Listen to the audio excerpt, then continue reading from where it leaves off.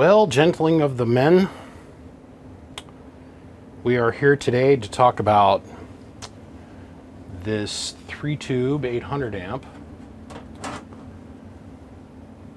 It says 525 made on the front,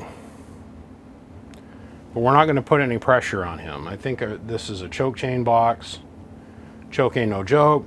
Choke is a friend of mine, but this amp doesn't have anything to do with him. This might have the taste of his build to it, but it has changed hands several times and, well, it no work.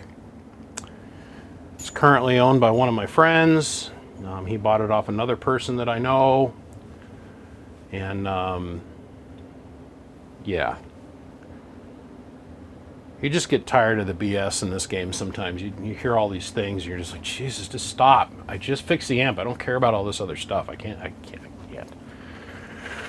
This is the knob for the front of this thing. If we look here in the center of the knob, we'll notice that there is a wood pin that is in here that looks like it's wood or plastic, one of the two, has been trimmed to fit this adapting collar so it could fit, I guess, on the front of this tuner. This is a Comet tuner that's on the inside of this thing.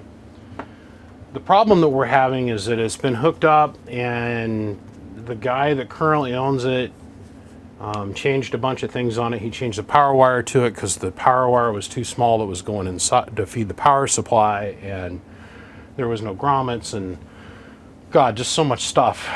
And I want to stay out of all that. I don't want to get into that argument. I don't care. My only job here is that when he hooked it up and he went to run it, it didn't work.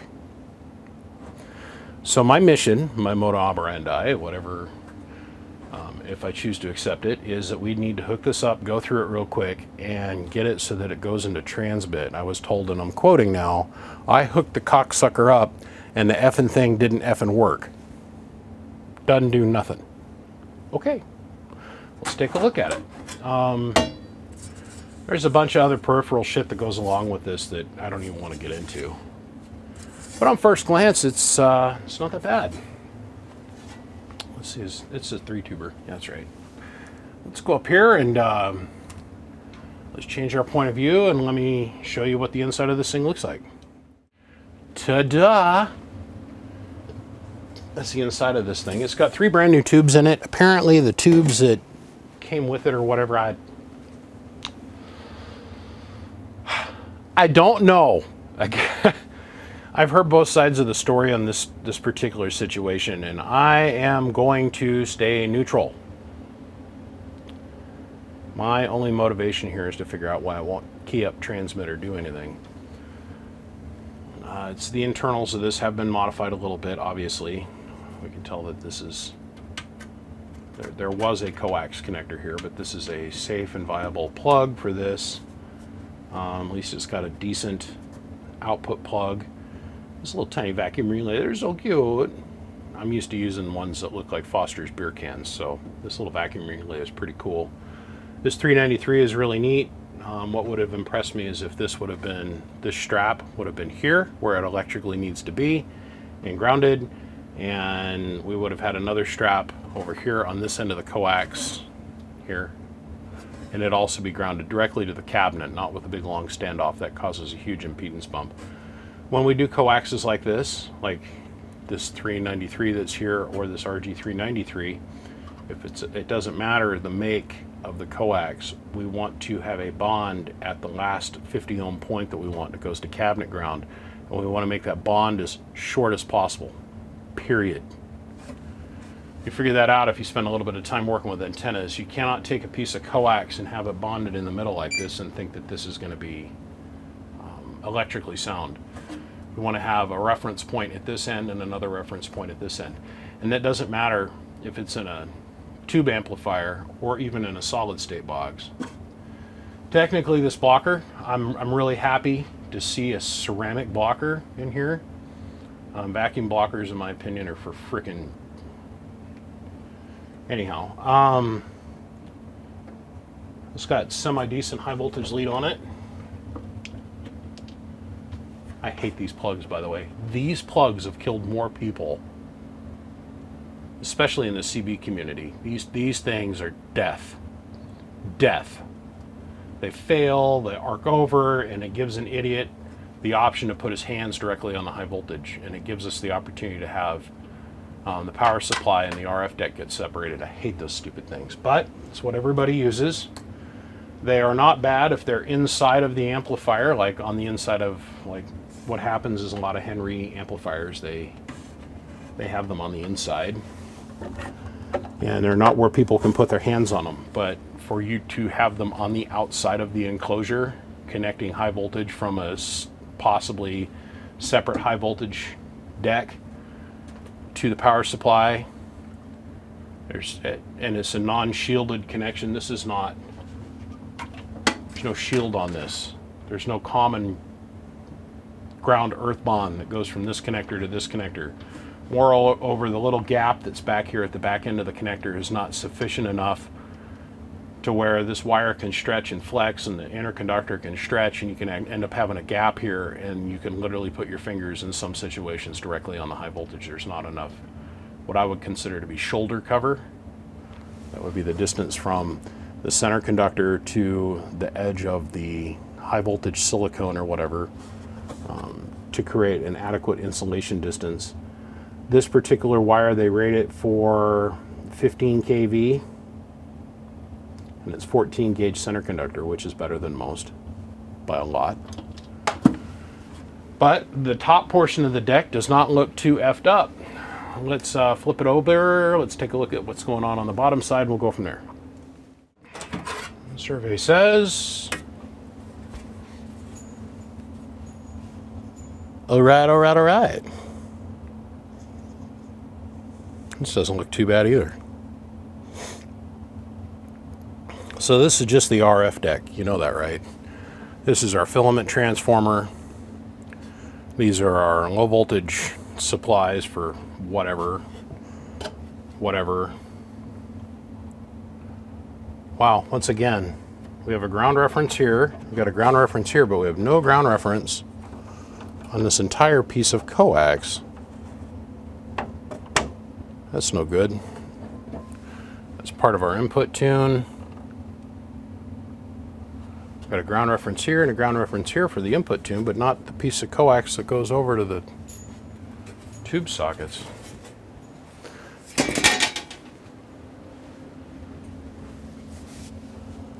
Huh. This doesn't look bad at all.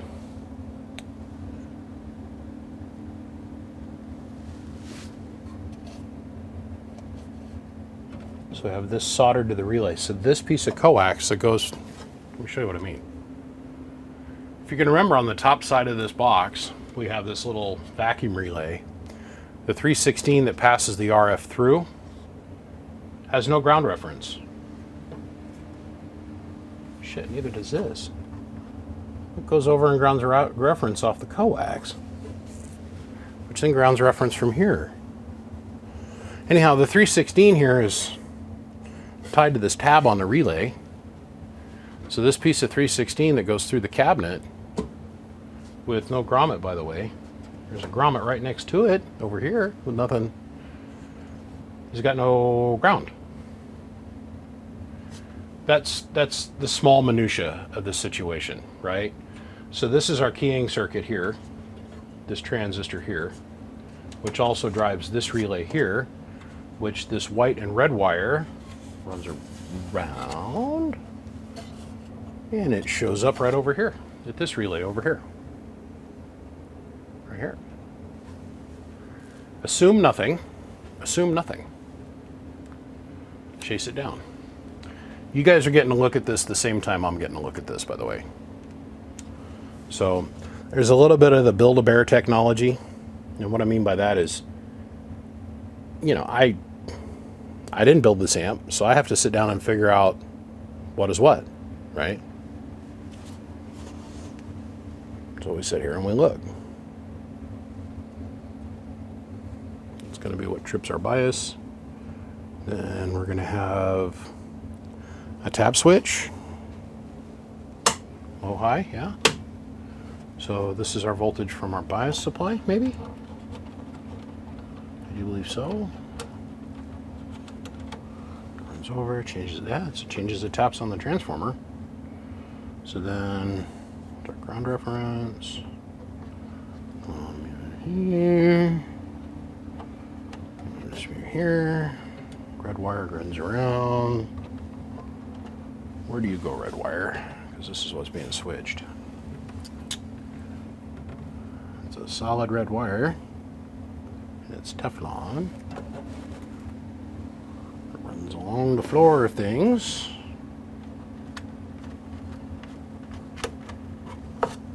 Runs up to here. Yep. So, okay, got on. This is what controls our high-low. And right on. So, we either have a problem with the transistor, we have a problem with the 12-volt supply, which, looking at the LEDs, I'm assuming that if we power this up and the LEDs on the front come up, there's two here, that'll give us an indication of what's going on with the 12-volt low reference. So, yeah, guess we need to power this up. It's like the sockets have been changed in this or something. Interesting. Yeah, and the other thing is that you'd want to keep the wire leads that go from here, because this is just a 100 ohm piece of wire. There's no ground reference on it, right? So you'd want to keep the lead length between all three tubes going on the input side roughly the same distance, and you'd want to have roughly the same thing going on the output side. But it's really thin minutia, right? We're stretching out there on the veil. Okay, so this cap here is not hooked up on this socket.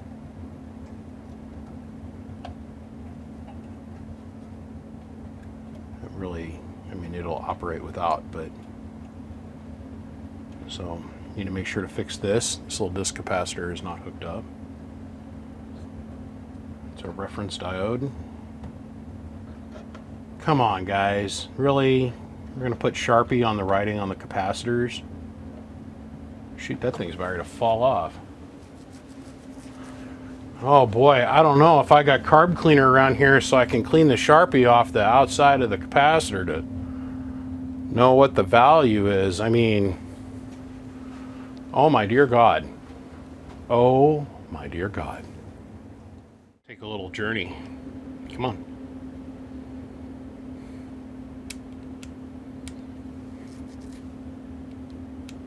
Remember, the storyline is that this thing would not key up, period, end of sentence.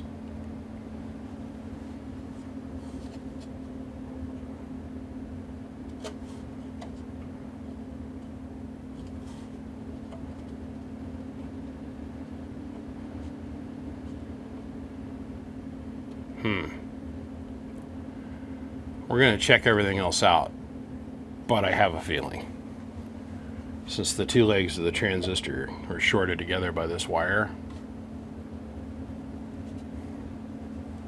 I mean, if it's just that simple, the reassembly error of somebody else, we'll see. We'll see. Okay. So this deck runs on 110 volts. And it's the reason we can plug it in down here. The high voltage power supply runs independently from this. There's no controls, right, that go between the two. So as a builder, you're trusting your reputation in somebody else's life to the fact that they are going to have a ground cable that goes between the bottom unit and the top unit, and it's always going to work. No safety interlocks in between. None for the high voltage. In this situation, it allows us to try something. Remember, the number one complaint was that the amplifier would not key up, wouldn't do anything. So what we have here is we've hooked up our Workbench 2950, and then we got our output coax, right? So let's see what our pass-through tune is. Hello, 1212. It ain't too bad. Let's go up here and take a look at this. Hello, 1, 2. Like I said, not too bad, not the greatest thing in the world. We're going to change some of that though down the road, but right now we're just trying to get a baseline. So let's move this high voltage wire out of the way. Hello, 1, 2, 1, 2.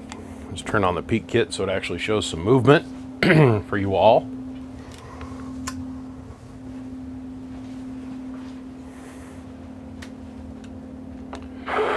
Hello, 1, 2. So RF can go through the amp, all right? But what we're looking for is to see if this relay is going to fire or not. Now, I don't know what'll be best for you guys to be able to hear it, but with this blower blowing right at us, I don't know if you'll be able to hear it clicking or not. You might want to look over here and see this moving, okay? So we'll turn on the plate, turn on the filament, we'll put it in high, and we'll take the standby off out of position.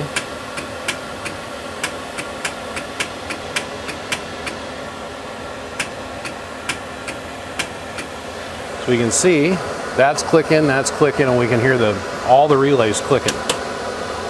Now we don't want to run that for too long because the tubes are getting hot and there's no air getting forced across the tubes. So these are brand new 800s. We don't want to do anything to damage them. This also allows me to go in and do some voltmeter readings to see what we have for voltage here, here, here, here, here, here, here, here, here, and here. What we've got coming off of here and what we've got going on over here. Simple. This one little piece of diode was what was keeping it from not keying up, I feel. Since most of this checks out, I'm going to do some volt measurements, and unless I need to change something, which I highly doubt I will, we're going to put the bottom back on this.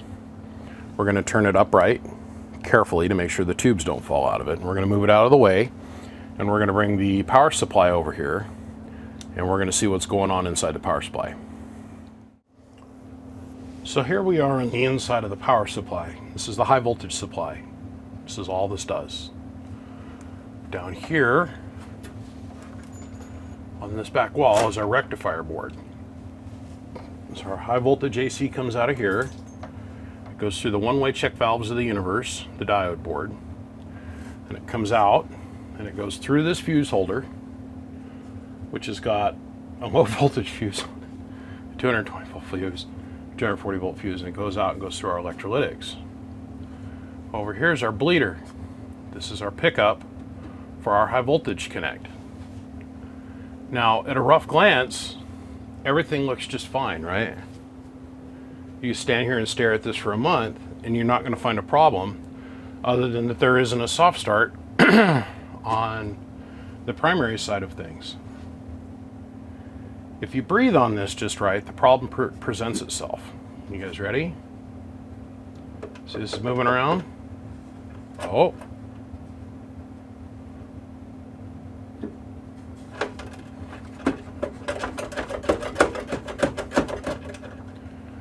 Whoever put this cap in, I don't know if it was the guy that built the box, the guy that the box came from, I don't know. They didn't secure it tightly enough, and they had this lead of wire so short that the only thing that was holding the filter cap in place was the little tiny strands that are here on the inside of this high volt wire.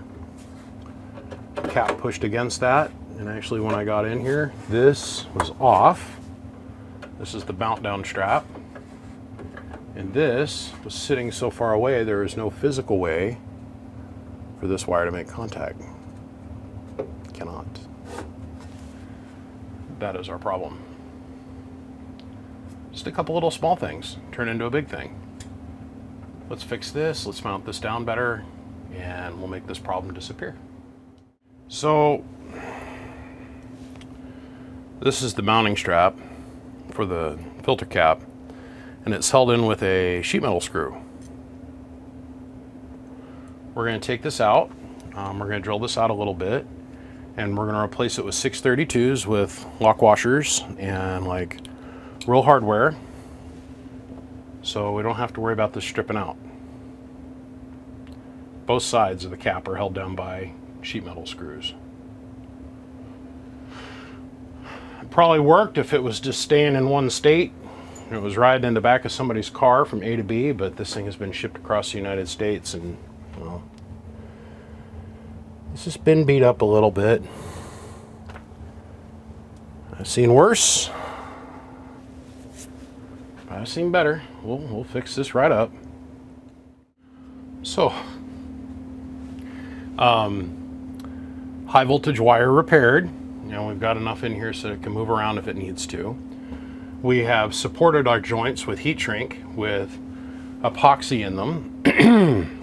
We do this for all high voltage wire on all eyelets. Why? Well, because some solder has a tendency to creep up the wire a little bit and it'll cause a stiff point inside the high voltage lead, and it can cause it to crack and break the wire off. So we support the joint with a little bit of heat shrink, just like what we did here. So let's go over here. We have our 1000-to-1 reduction probe in play.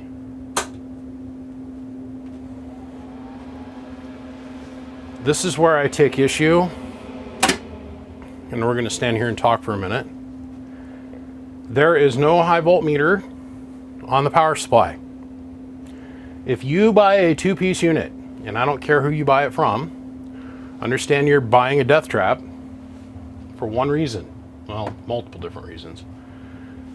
How do we know not to disconnect the high voltage? Or that there's no high voltage in the filter cap?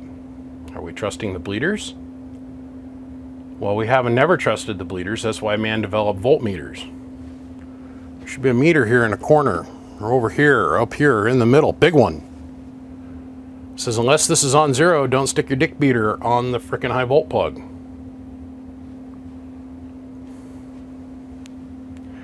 I mean, people can listen to me or they can't.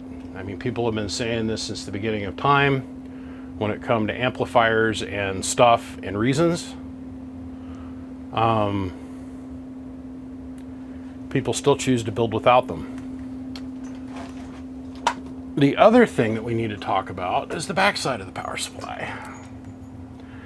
There is no bolt that is conveniently located for us to attach a ground to go from here up to the RF deck. We have case ground, but that happened to be added by my friend that now owns the amplifier. So magically, are we relying on this ground wire, this inside of here, to carry the high voltage from the power supply to the RF deck, back through the house ground?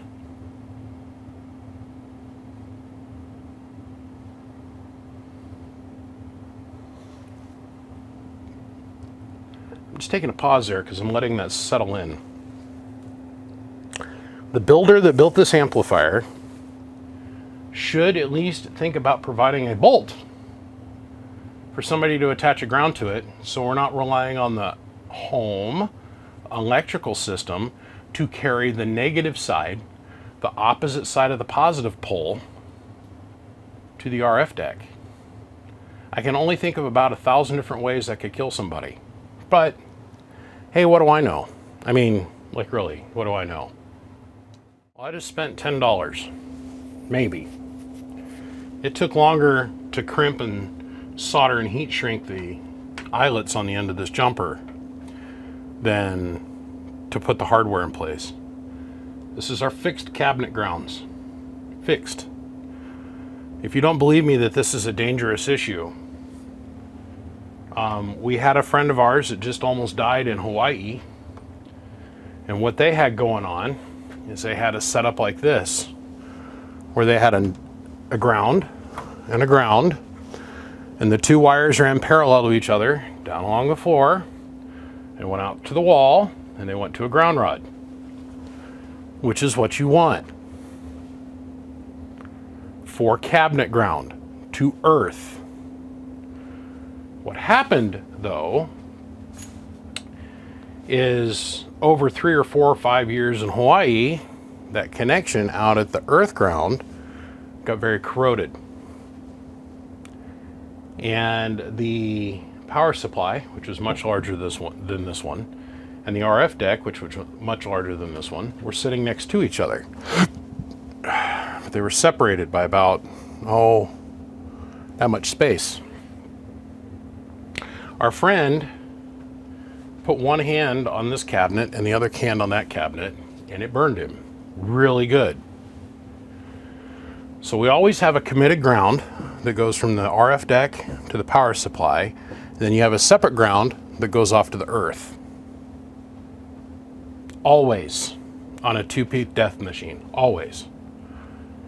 Not saying that two-piece amplifiers are death machines, but they're death machines. Like if you've got a 3000 and you're running your high voltage through this connector and you decide why the power supply is on for some reason, or your grandbaby or your frickin' son or your daughter comes along and decides, wow, what does this do?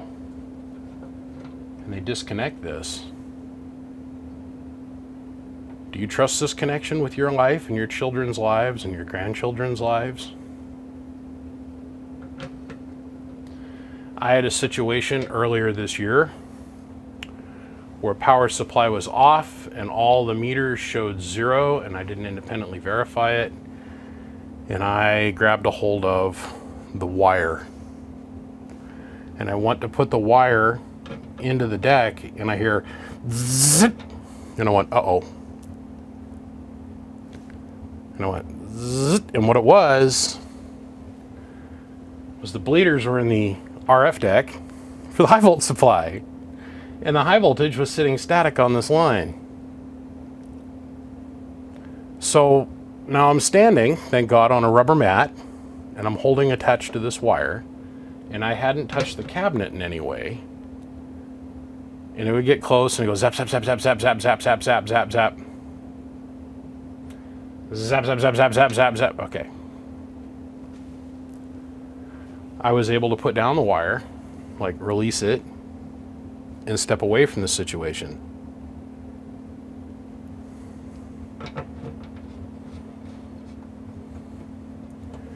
You never know how you're going to die because somebody's too cheap to build something properly. Like if I'm not mistaken, this is about the size of an opening for a Hakko strainer leaf.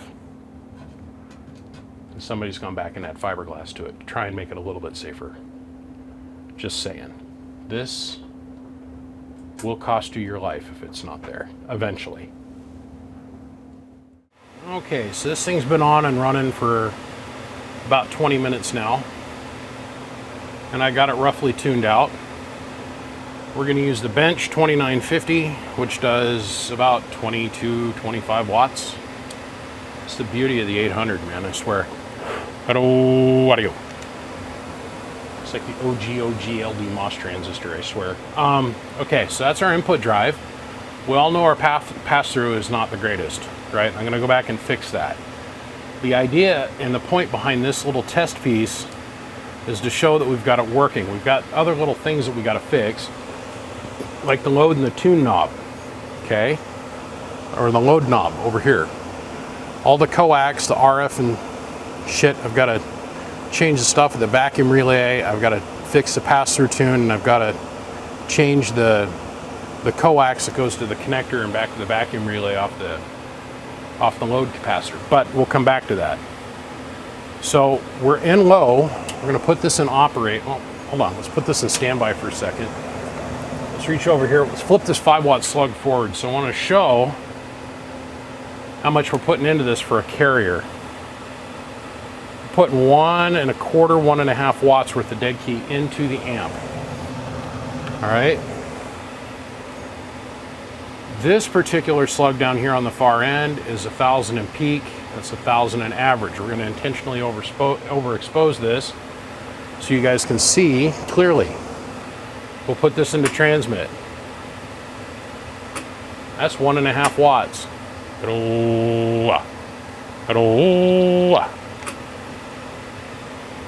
Bear with me here. We've got one lamp that's up here on the ceiling that I can reach up and stop this, but because of the exhaust air coming out of the top of the amplifier, it causes this one light to start oscillating. It starts off slow, gets worse and worse. Okay. So now we have this tuned out for high, but with 1 watt swinging to 20, audio. You're getting a nice solid 900 out of it. It's technically tuned out for high. We can get about 1200 out of it max, the way it currently sits on low. So let's reach over here. All we're gonna do is flip that switch to high. Now we're gonna be in the corner. So with 1 watt carrier, 1¼ watt carrier, ooh, that's one of the things I gotta fix. As I've been running this thing wants to oscillate. The box does. And that's because of the lack of the grounds on the coax. RF is able to get to the input side and the output side, and it's starting to. So you got to be careful as we're going. It wants to stay keyed and it wants to make its own power, which is very dangerous. That's the reason I got to come do the rest of the tests, or do the rest of the mods to it. Get rid of that problem. But I want to show this is just working. We'll go ahead and we'll hit the operate back on. And we're just murdering that peak slug, murdering it. So now we'll go to 2x. So this element is the same as a 2-time multiplier, or a 2000 watt element, even though they don't make one, but it shows 2000 watts relative representative power. Murdering it again. Shut that off. Now we'll go to 5x.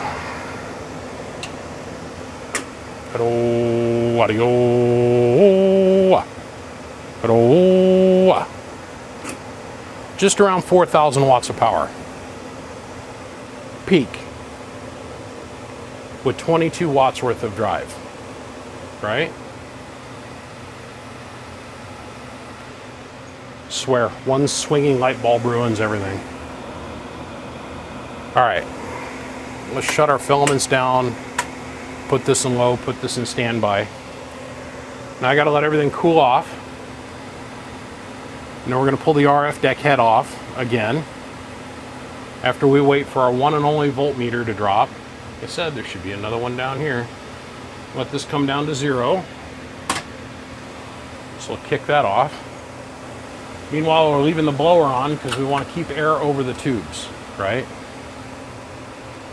Now what's gonna be really cool, so I'm going to go in here and make some changes.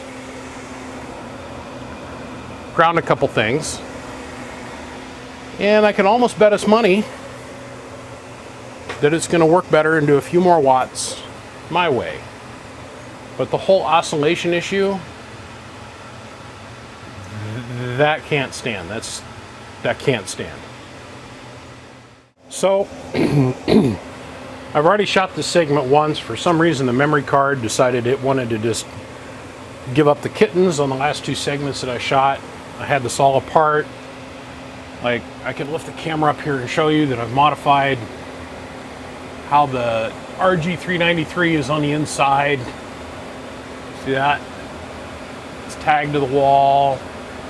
Coax is tagged to the cabinet. And I made lots of comments about different things, and I modified the inside of this too.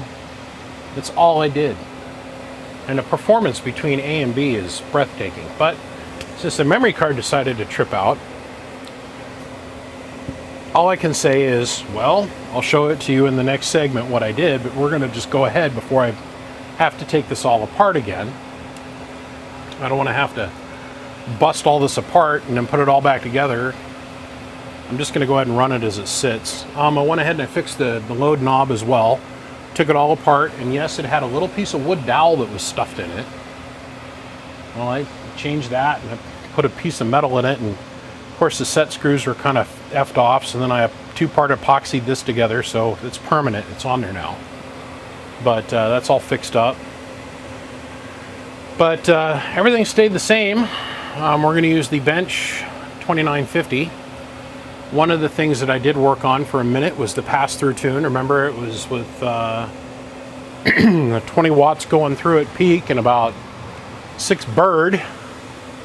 I was seeing over a watt of pass-through reflect. Hello, 11111. Hello, 11111. That's a lot better. Took quite a bit of that out, so that's better. And that's all because of coax and links and capacitance placement and reasons, right? So in the last segment, we were able to get about 4,000 watts peak and about 800 bird total out of the amp. We did not change the voltages in any way. Did not change the bias, did not change plate, have not changed drive, none of that. So let's make sure that we got our radio set up the same way, which I know we don't, but we're gonna end back up there at that 2/3 of a watt.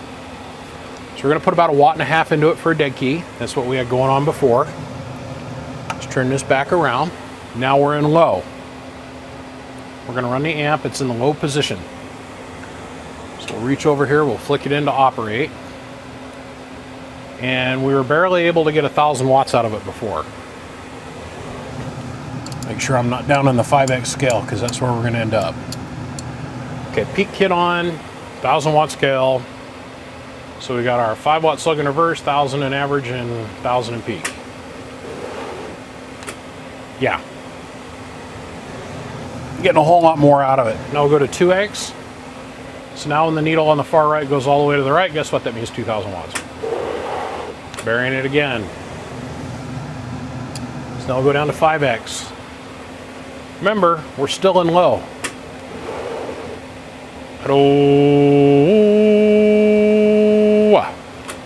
3,800 watts peak. Low.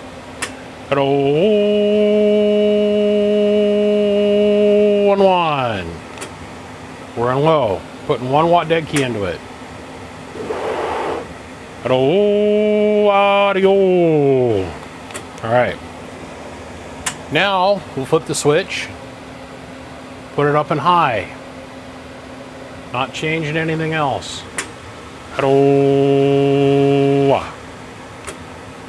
We could barely get 4,000 out of it before peak. Audio. Now we're off the scale in peak. We're about 5,200 watts peak, but the average number, look at it. Burying it as well. So let's pull this 1,000 watt slug out. We'll put a 5,000 watt in its spot. All right. All right.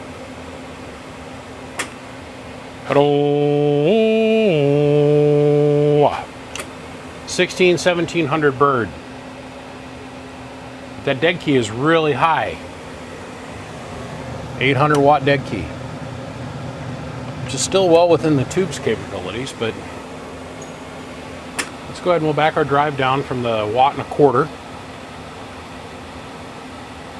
We'll get us down to about 400 watts dead key. Put the amp into standby now. Turn this back around. If you get your dead key too low from your radio, you start to sound all chopped and broken, and it's causes distortion. You sound like you're on sideband because there's no bass carrier for you to have, right? So that usually happens at about just a little bit past 1/2 watt. You get below 1/2 watt and you start having problems. So there we are at our 3/4 of a watt dead key, roughly. Okay, our 3/4 of a watt dead key in the high mode gets us a 400 watt carrier. Now we've noticed, I'm sure that everybody involved here has noticed, not for one time has this thing tried to oscillate now.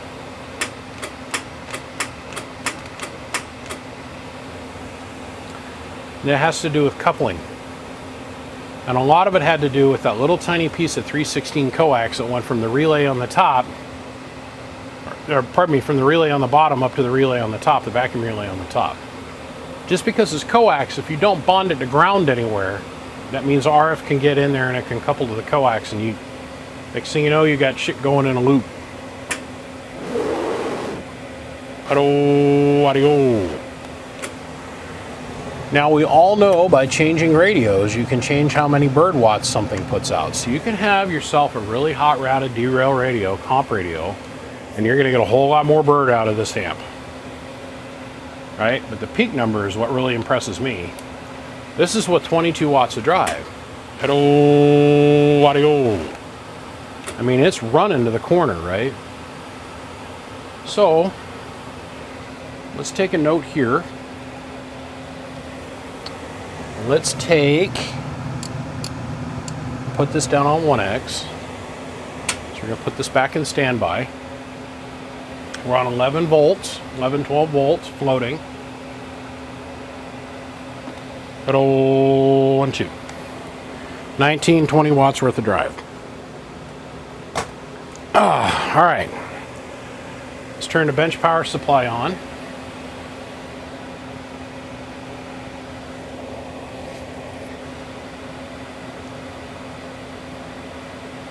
We'll get on up there. Okay. So now 15 volts.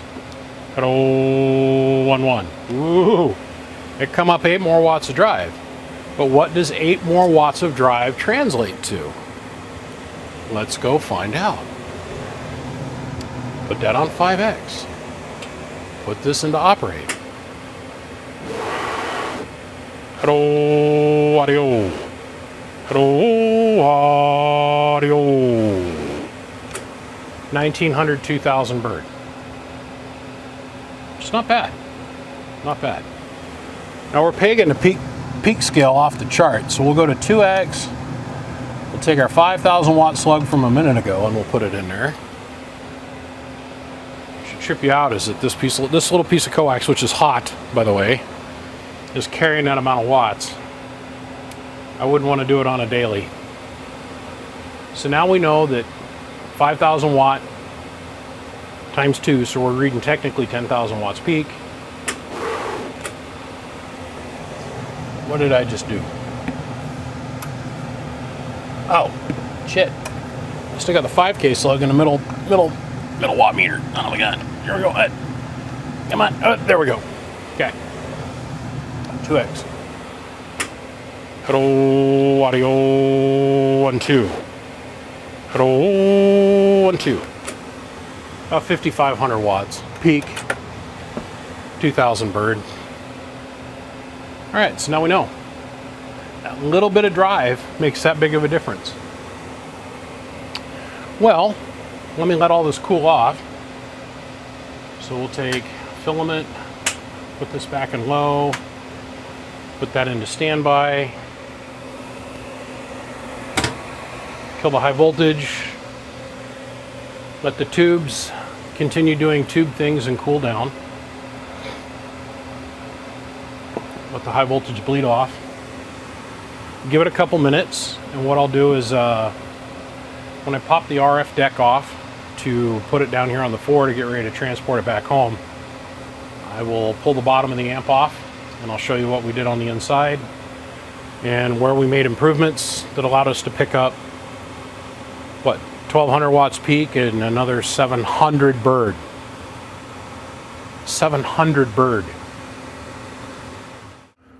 Okay, so before we get any further along here, I want to say thank you to the Patreon supporters. They are the ones that make this channel go. They're my whole, it's so helpful. And every day I give quiet thanks for the Patreons and I say thank you guys. Want to give them a big shout out. That's the reason that they get the end credit of each one of these YouTube videos. The other thing the Patreons do is allow me to not have to deal with YouTube AdSense for the most part. YouTube ads suck, especially for people when your age demographic is between 50 and 80 years old, which that's my entire market demographic. I don't know what they're trying to sell you guys. It's like either auto insurance or, well, depends underwear. You know what I mean? So, and I don't know about you guys, but I can't stand watching ads in the middle of content. Well, the Patreons are the ones that are allowed us to get away from that. And so I say thank you for that. And if you like what I do here, I work on a one-to-one system. I create the content, and if you guys out there in YouTube land enjoy the content that I create, I give you the opportunity to come and show support that way. So let's quickly go over what I changed inside of here to get the performance increase. And it's very small things. If you notice, right here, this piece of coax, this was not grounded to anything. So I added this ground, and I added this ground. Before, this was just a piece of wire, 2 pieces of wire with a center conductor and the shield that was just heat shrinked. Also, over here, I made it so that we have a ground here and a case ground here, and then its own committed independent ground to run the keying circuit. This is what was causing our oscillation issues. And then this is all brand new RG400 coax. The 316 coax did not have any ground on it whatsoever, and it was running through this hole in the floor of the cabinet. Well, I took it and ran it through this grommet. I extended it out. I got a brand new piece of 316. I brought and grounded it here, and then took the center conductor over to the input off the relay. I mean, it's just the small stuff. I changed just these small things, and we can see how the performance increased. Okay? So now let's slide you guys over here for a minute.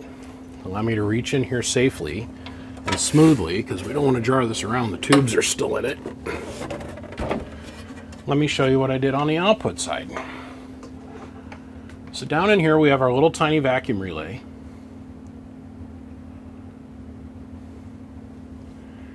This is where the RF comes in for the pass-through.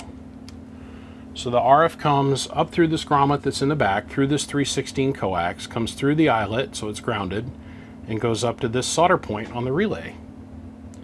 I added a 30 picofarad capacitor from here to here to help smooth out the impedance bump that we have going on, and it dropped down to nothing just by adding a capacitor here.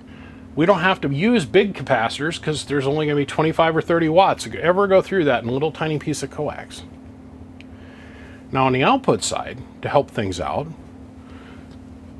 instead of having a bonded strap that's here in the middle and then letting the rest of this 316 or 393 just float, I went ahead and soldered, trimmed, created a bond point here and brought it directly over to the relay. And then I did the same thing over here, soldered, bonded, and then I brought and extended this over. So now we have a nice, common ground. So we have our impedance bump and impedance bump instead of kind of a progressive impedance bump. Like if you bond out here in the middle of the strap, it's silly. Just by redoing this and those other leads on the bottom, as you guys can clearly see on the bottom of the cabinet, I did not change anything. So the taps are all the same.